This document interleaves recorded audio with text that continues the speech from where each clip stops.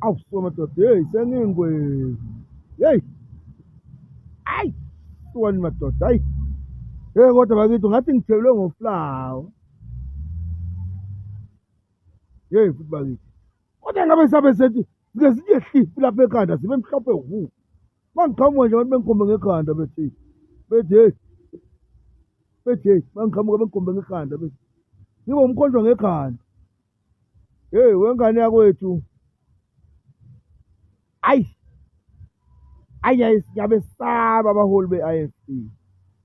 Hey ngiyabesaba abaholi be-IFP. Hey. Uyabona laba babekhona mdlamane kuhlangene kwenziwe ivumelwano zokuthi lenhlangano yezepolitiki okuthiwa i-IFP ayihlangane ne-ANC ne-DA. Ayabesaba. Uyabona ngane yakwethu ngikhalela ivoti lami. Ayalikhalela ivoti lami. Engadlala ngevoti lami.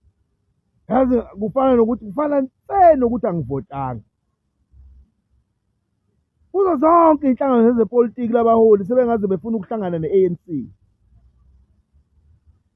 Befuna ngempela ukuhlangana ne-ANC. ANC. Hawu.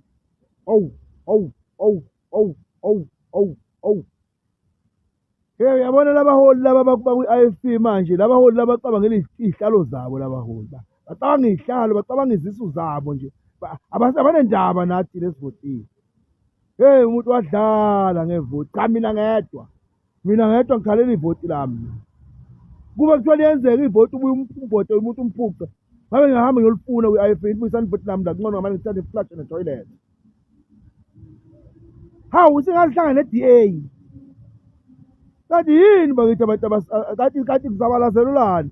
Kanti ngempela yini umzabalazo owenziwayo umzabalazo? Owani umzabalazo ozabalazo? Kuzabalazelwa ini bakithi? Yini ezabalazelwayo?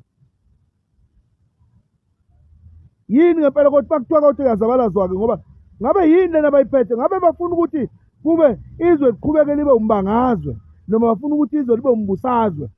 Uma kuhlangenwe ezweni bebonisana funa bahlangana ukuthi kuboniswane ngezwe ukuthi libe umbusazwe noma libe umbangazwe. Angazi mina abaholi be-IFP bacabanga kanjani lokho.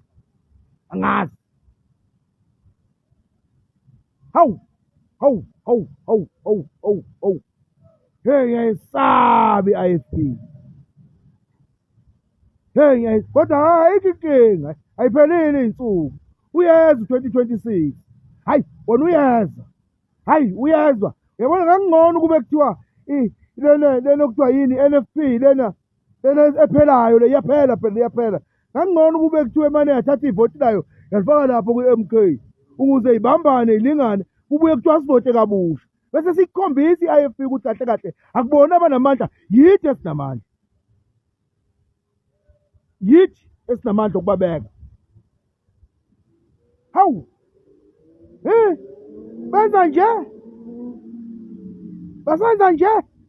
Bahlanganisa ne-ANC kaDuma.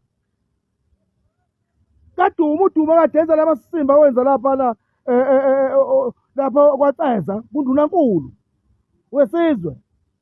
Bahlangana nayo. Kusobala ukuthi uNtuli uzomfunela uDuma indawo lapho kwicabinet. Uzomfunela noma kanjani. I-ANC encane leyana. Ilapha abantu be-IFP kusho ukuthi kungenzeka ukuthi umntwana aphinde angene ubehamba nabaholi be-IFP. Yonke leminyaka bebethi uyohamba nini asuke lapha esihlalweni singene ukuze sithathe lenhlangano sifake kwi-ANC. Shula abantu kahle kade babefisa ukuhlangana ne-ANC. Bayabona sinoju phela lapha kwi-ANC. Kulula ukuntshontsha lapha. I-corruption kulula kakhulu uba yisela lapha. Hey. Ihloniphi i-IFP.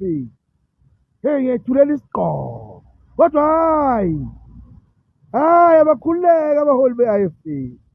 Hey uyeza 2026. Uyeza 2026 uma intombi yakwaNtuli. Ya uyeza 2026. Basenza nje. Basifaka kwi-ANC yomtolo. Umtolo zolo lo kade ethi ayi isihlalo sikaNdunankulu into engekho kwi-constitution. sukela emabhunwini esicaphunela amabhunwini laba abahambisana nawo e-DA. I-IFP ingena khona shi ngamavoti ethu. Hey, uyeza 2026. Uyeza 2026 ngci IFP. Uyeza 2026. Yazi ngifisa sengathi abantu be-MK manje bengaqala bekhankase manje. Expose manje i-IFP. Manje be-expose manje. Uyeza 2026. Basenza nje bahlanza ne-DA. Lena engafuni ukuthi sithole umhlaba, engafuni umuntu omnyama athole inkululeko. Hey, IFP senza nje wengane yakwethu yabona. Uyabona inkinga entsha lesibhekene nayo. Hey, yabona mina ngangingasho ukuthi mina ANC nenkathe yokuhlangana. Into nje engakaze ngicabange nakanye ngisho ngilele, ngisho ngiphupha. Angithi mangithi yabona, yini mina yabona mina mangakokwenzeka ngelilanga ngiphupha ekuseni. Kuse ngade ngiphupha ngifake isikipha se-ANC ngavuka ngiyophalaza ngichathe ngigqume ngiphife ngininde ngenze yonke into ngoba le nhlangano ngifuna ukusondelana nento le nhlangano ngoba le nhlangano isibulele le nhlangano yani. Hey, yabona i-IFP uyeza 2026 uyeza 2026 nizobabona abantu abanivoteleni ukuthi benivoteleni ukuthi nibahole ngeqiniso bensoni yoyihlanganisa ne-ANC. Udoti wenhlangano ezepolitiki, udoti wokugcina.